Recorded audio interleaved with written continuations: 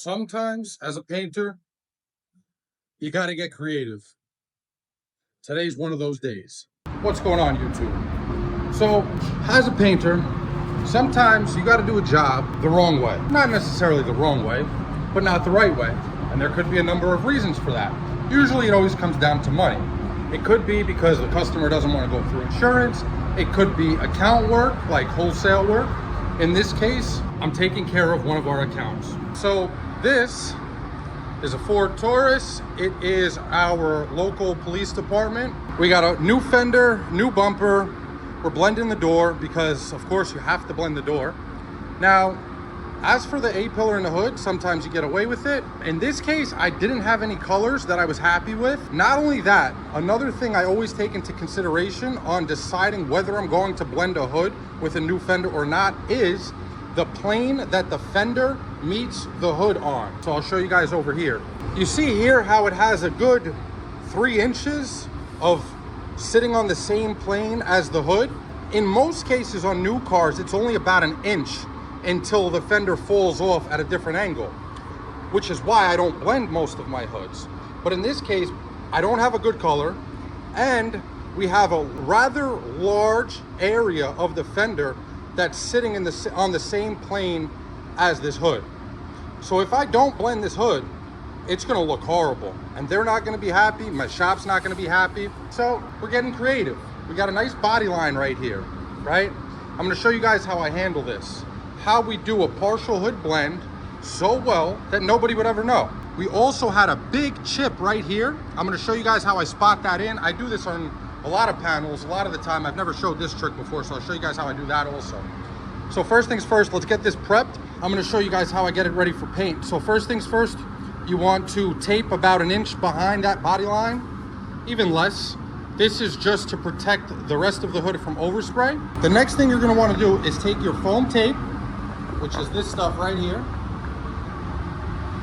You're gonna wanna place it right on the top of that body line in the same area that I put that tape when I sanded. I lay it personally like this. I stand far back and I just drop it down to catch that edge perfectly.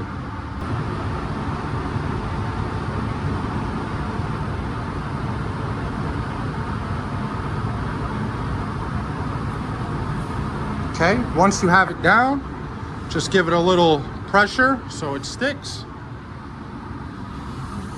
All right, now we got our foam tape on there. Now what I like to do, I'll take a little of this tape, I'll stick it to the back of the car first, and then push it against my foam tape. Because if you put it on the foam first and then stick it to the car, it's gonna pull your foam back. You don't wanna do that. Okay, I got that all done. Now this panel's ready for paint, except our next order of business, take care of this chip.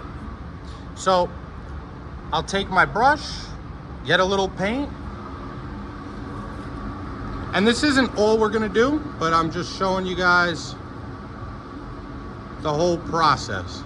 Kind of just glob it on there. Okay, now we have that chip filled, which is step number 1. All right, let me go grab my color and my gun, and I'll show you guys exactly how this is done. All right, so I put my first coat of color on everything, except this. Now this first coat of color, you're not gonna wanna just go ahead and slap it on here.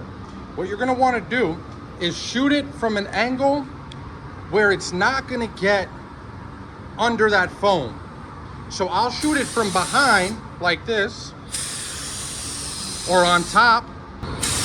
This way my color will only land where I want it and not under the foam. We don't want any color under there yet. Okay, so that's our first coat. I'm gonna go ahead and lay a second on everything in here, and then I'll show you guys how we do our second coat. And that's all we're gonna do on this. It's 2 coats because it's just a blend. We're not going for coverage.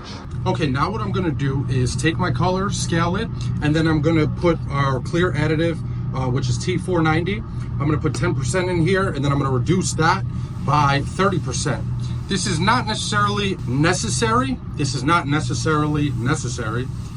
But in my case, since I'm shooting an extremely coarse metallic, this is probably one of the coarsest metallics I've ever sprayed in my life. Also, how we shoot our clear on that hood blend is not how you would just clear any panel. We're gonna have to shoot that clear differently as well, because we wanna minimize how thick that clear line is on that edge where we're doing our blend.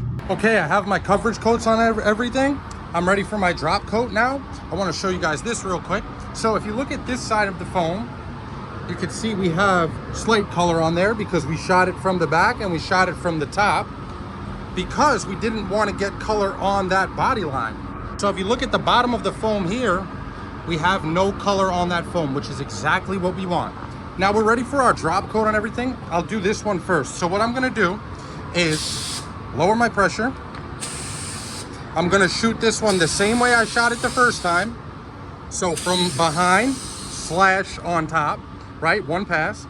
And now I'm gonna shoot one pass directly on that foam line, like this. And that's it. That's all you wanna do. This thing's ready for clear.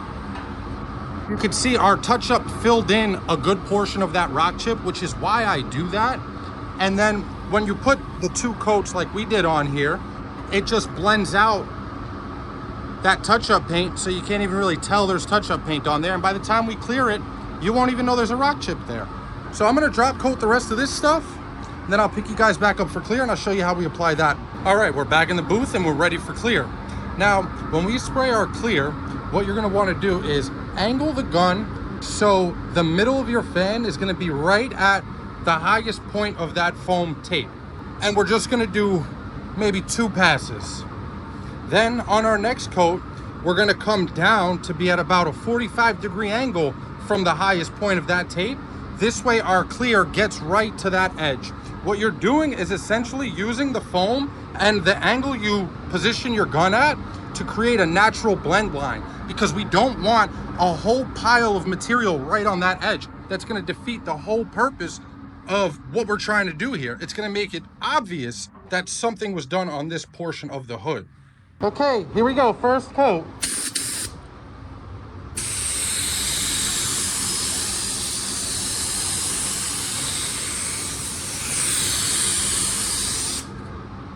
That's it, we're gonna leave that just like that. We'll give it the normal flash off time, which is gonna be about 10 minutes for me. And then I'll show you guys how to apply the second coat and then the finished product. I'm gonna pull this tape back and show you guys how nobody would ever know that we did anything on this section of the hood. Okay, we're ready for our last coat of clear. This time we're gonna go at a 45-degree angle to the top of that foam tape. And on our final pass, we're gonna go and try to get some clear under that foam tape. We want it right up underneath that foam tape, but only on one pass, not on every pass that we make right now. Okay, 45 degrees to the top of the tape. And on our last pass, right here, we want to get it right up underneath that tape. That's it, it's all done. I'm gonna finish clearing everything else, and then I'm gonna pull this foam tape off so you guys can see for yourself how well this worked. All right, I'm gonna peel this back with you guys. Here we go.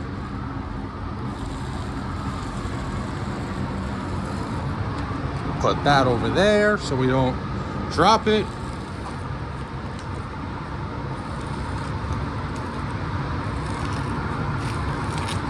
And there it is. There's our finished product. There is virtually no sign of any type of edge in there at all. Here, let me pull this back for you guys too, so we get the full effect here.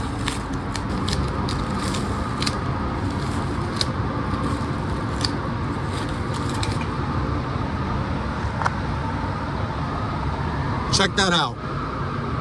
Can't see anything from this side, can't see anything from this side.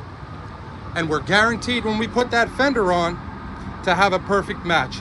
And it only took us 5 minutes to prep it and 5 minutes to paint it, and another 5 minutes to make a video. Let me show you guys real quick how I take care of that edge. I've showed this before, but just a little 1K spot blender. And you go over right where you stopped your clear.